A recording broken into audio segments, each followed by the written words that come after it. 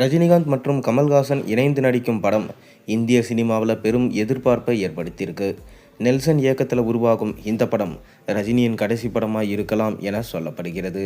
Sundar C இயக்கத்தில் ரஜினி நடிக்கும் மற்றொரு படம் தீபாவளி 2026 வெளியாகும் என எதிர்பார்க்கப்படுது. ரஜினிகாந்த் மற்றும் கமல்ஹாசன் இணைந்து நடிக்கும் படம் இந்திய சினிமாவில் பலரும் எதிர்பார்க்கும் ஒன்று. இது குறித்து ரஜினிகாந்த் மற்றும் கமல்ஹாசன் வெவ்வேறு நிகழ்வுகளில் இணைந்து படம் செய்வதை உறுதி செஞ்சுருக்காங்க. முதல்ல இந்த படத்தை லோகேஷ் இயக்குவார் என தகவல்கள் வந்தன.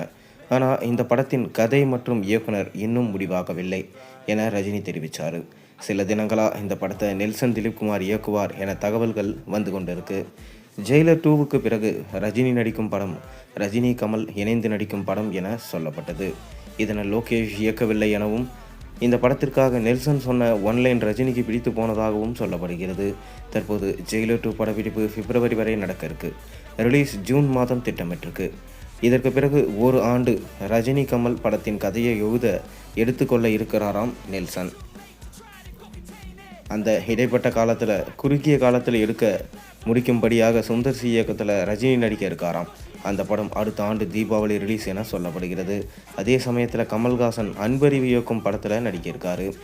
இவ்விருவரும் படம் முடித்து வரவும் நெல்சன் கதையை தயார் செய்து ப்ரீ ப்ரொடக்ஷன்ஸ் முடித்து வரவும் சரியாக இருக்கும். இதன் படப்பிடிப்பு 2027 துவங்குமா.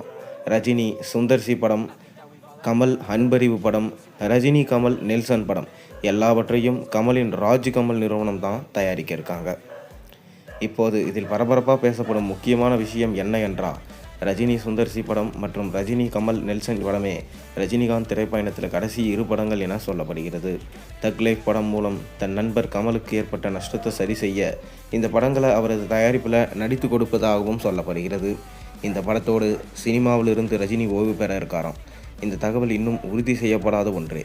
இதற்கு முன்பு பலமுறை ரஜினிகாந்தின் கடைசி படம் என சில படங்கள் இப்படி வதந்தியாக சொல்லப்பட்டதும் உண்டு. ஆனால் இது உண்மையாக இருக்கும் பட்சத்தில் ரஜினி கமலுக்கு மட்டுமல்ல, இந்திய சினிமாவிலே முக்கியமான படமாக இது அமையும் என்று சொல்லப்படுகிறது. நீங்கள் என்ன நினைக்கிறீங்க?